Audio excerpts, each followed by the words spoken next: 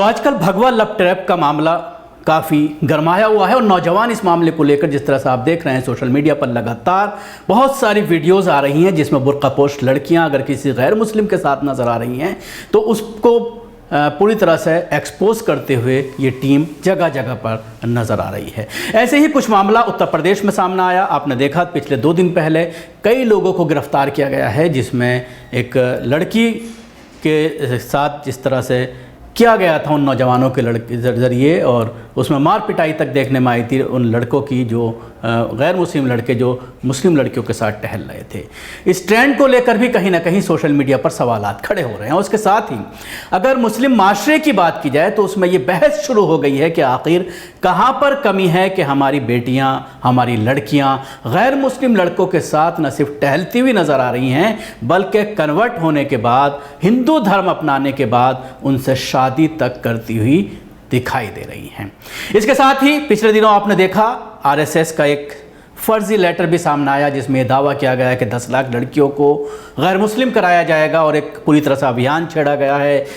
Target दिया गया है कि जो गैर मुस्लिम लड़के मुस्लिम लड़कियों को फंसाएंगे अपने प्यार के जाल में उनको एक अमाउंट दिया जाएगा। ये सारी चीज़ें सामने आई हैं, लेकिन उसके साथ ही एक सच्चाई ये भी है कि ऐसी लड़कियां जो गैर मुस्लिमों से शादियां कर रही हैं उनका जो अंजाम है 50% से ज़्यादा इस तरह के केसेस सामने आ रहे हैं कि 1-2 साल इस्तेमाल करने के बाद हिंदू माशरा उन लड़कियों को अपना नहीं पा रहा है। ख़ासतौर से हिंदू धर्म की अगर बात करते हैं और हिंदू धर्म में जो अपर कास्ट के लोग हैं वो मुस्लिम लड़कियों को अपने किचन में नहीं जाने देते।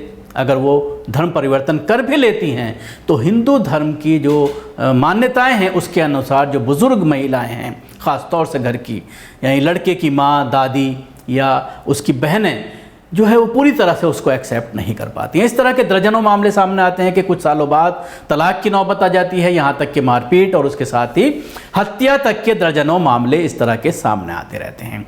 एक ऐसा ही मामला सामने आया है माही का।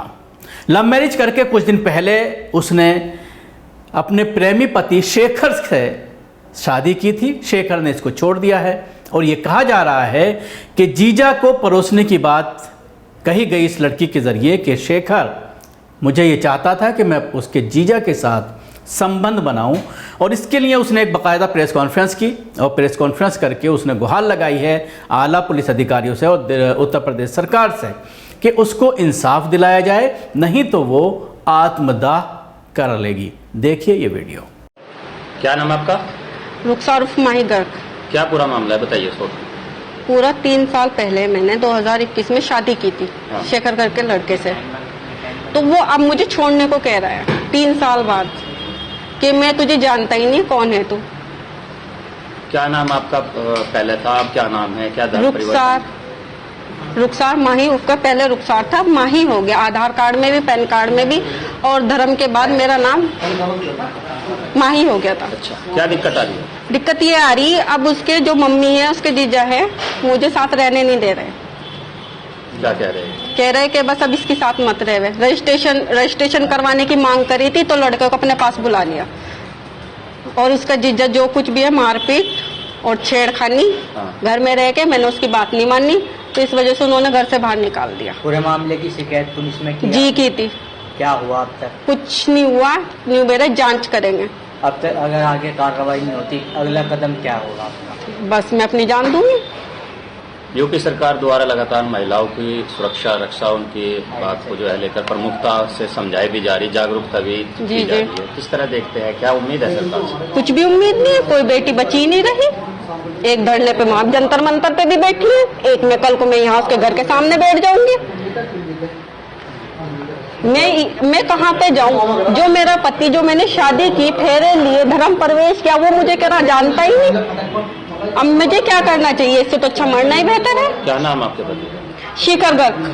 तो किस तरह की कार्रवाई चाहती है इसको? कार्रवाई चाहती हूँ कि क्या ना मेरा पति मेरे साथ रहेगा। अगर नहीं रहना चाहता, वो मना कर रहा है, मैं नहीं रहना चाहता तो कोर्ट से तलाक ले मेरे से। अगर ऐसा भी नहीं हो रहा है तो फिर क्या करोगे? तो इंसाफ चाहिए, कार्रवाई तो चाहिए, कुछ ना कुछ सजा तो मिलनी चाहिए जो इस तरह करेगा। ठीक है। नहीं रहूं, कहाँ जाऊं मैं अपने घर नहीं जा सकती, मैं अपने माँ बाप के नहीं जा सकती। कौन मुझे अपनाएगा? मेरा माँ बाप अपना लेंगे। 3 साल के बाद मैं अब जाऊंगी, मेरा अपना लेंगे क्या मेरे माँ बाप? मुझे वे मार देंगे,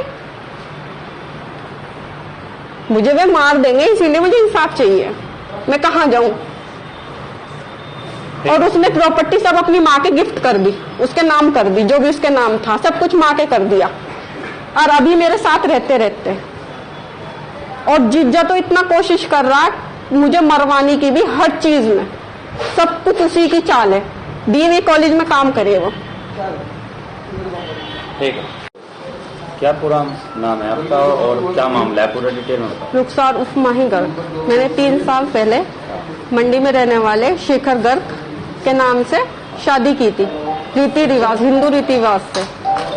उसके बाद हम दोनों के दोनों घर पे मंडी में रहने लगे। कुछ दिन बाद हमारे बीच में खूब लड़ाई झगड़े और सास के साथ लड़ाई झगड़े होने लगे। फिर 6 महीने के बाद उन्होंने कहा कि डिवोर्स की बात आई, छोड़ने की। मैंने कहा ठीक है, मैं कोर्ट से डिवोर्स लूंगी, लेकिन उन्होंने लिव इन रिलेशनशिप में मुझे 10 लाख रुपए लेने दे दिए। फिर उसके बाद मैं थाने में गई कि मुझे इस तरीके से फेरे लिए मेरे साथ, और फिर रिलेशनशिप में रह के मुझे डिवोर्स लेने की कोशिश की, पैसे भी दिए। उसके बाद से फिर दोबारा मेरे साथ रहने लगा किराए पे हम लोग रहने लगे।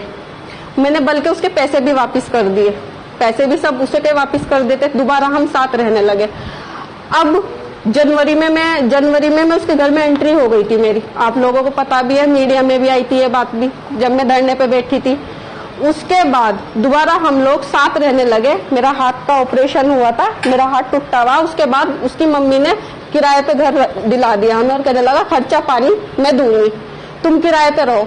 मैं मान गई, मैंने कहा बड़ों की बात माननी चाहिए, मुझे तो घर वाले का साथ चाहिए और कुछ तो चाहिए नहीं। उसके बाद हम अब साथ ही रह रहे, जनवरी से अब तक के साथ रह रहे थे। अब 10 दिन से मैं रजिस्ट्रेशन करवाने के लिए कहने लगी उससे तहसील में कि मुझे रजिस्ट्रेशन कराना है। उसके बाद से 10 दिन से फिर लापता है और ये कह रहा है मैं रखता नहीं और मैं तुझे जानता ही नहीं कौन हूँ। ये कह रहा है कि मैंने तो रख के छोड़ दी तुझे। इसके जीजा ने भी मुझे गाली दी थी कि क्या नाम, तुझे तो हम वहाँ फला से लाए थे, तुझे तो बिस्तर की रौनक बनाई और छोड़ दी। अंकुर नाम है उसके जीजा का, डीएवी कॉलेज में काम करता। उसने मुझे गालियां तक के दी, मारपीट की उसने मेरे साथ। आपने पुलिस अधिकारियों को? जी, मैंने अब भी 8 तारीख को गई थी डीएम के पास भी, एससी के पास भी। ये कह रहे कार्य वो करेंगे, जांच करेंगे, लेकिन अब तक कुछ नहीं हुआ।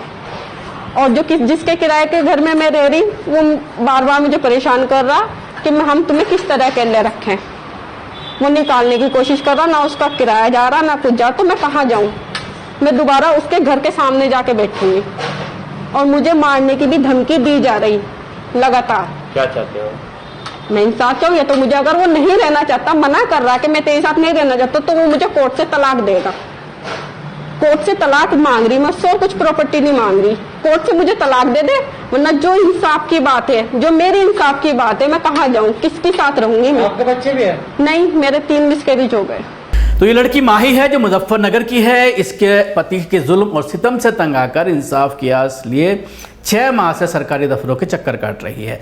पीड़ित महिला को इंसाफ नहीं मिल पा रहा है। इसके साथ ही पीड़ित महिला का यह कहना है कि उसने इस मामले को लेकर तमाम अधिकारियों से, पुलिस अधिकारियों से गुहार लगाई है, लेकिन कहीं पर भी इंसाफ नहीं मिल पा रहा है। 2021 में मुस्लिम धर्म से वो हिंदू धर्म में चली गई थी, लड़के से अफेयर करती थी, शेखर से, और उसके बाद उसने इसको मजबूर किया धर्म परिवर्तन करने के लिए कि अगर तू धर्म परिवर्तन करेगी तभी मैं तुझसे शादी करूंगा।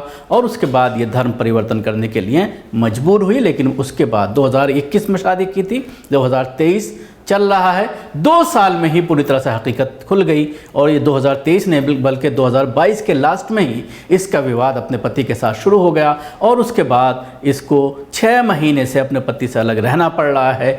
इसके साथ ही एक चीज़ और बताना चाहूँगा, जिस तरह से पिछले दिनों आपने देखा बहुत सारे उलमा इकराम इसलिए जेलों में डाले गए, इसलिए सलाखों के पीछे पहुंचाए गए कि इनके ऊपर यह आरोप लगाया गया कि वो धर्म परिवर्तन कराते हैं, ज़बरदस्ती लोगों को हिंदू धर्म से मुस्लिम धर्म में लाते हैं, जिसकी वजह से आपने देखा मौलाना कलीम सिद्दीकी तकरीबन 1.5 साल से भी ज़्यादा जेल में रहे। अभी कुछ दिन पहले ही, 1 हफ़्ता पहले ही उनकी ज़मानत हुई है और उसके बाद वो बाहर आए हैं। लेकिन इसके बावजूद अभी भी 7-8 लोग ऐसे हैं जो अभी भी सलाखों के पीछे हैं, जिनकी ज़मानत नहीं हो पा रही है। जहाँ एक तरफ ये देखने में ये आता है कि जहाँ पर मुस्लिम लड़के अगर किसी गैर मुस्लिम लड़की से शादी करते हैं, उसका धर्म परिवर्तन कराते हैं, तो उसके ऊपर बाकायदा एक योगी सरकार के ज़रिए कानून बनाया गया है, उसके तहत कार्रवाई की जाती है, सलाखों के पीछे पहुंचा दिया जाता है। वहीं उसका उलट अगर गैर मुस्लिम लड़का मुस्लिम लड़के से शादी करता है और उसको लेकर के माँ बाप शिकायत करते हैं, तो उस पर कोई एक्शन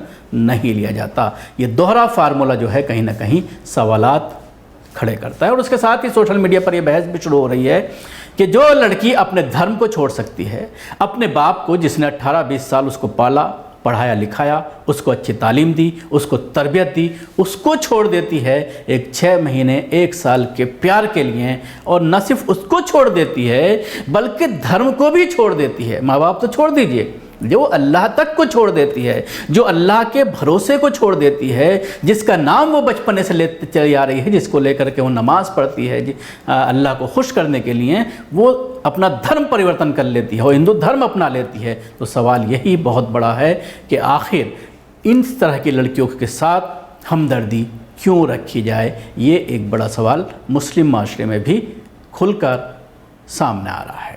शुक्रिया आपको। हमारी कोशिश कैसे लगी ज़रूर बताएं। हमारे यूट्यूब चैनल को सब्सक्राइब करना ना भूलें, इसके साथ ही बेल आइकन ज़रूर दबाएं। अगर आप ये वीडियो फेसबुक पर देख रहे हैं तो पेज को लाइक करें, उसके साथ ही फॉलो भी करें। धन्यवाद।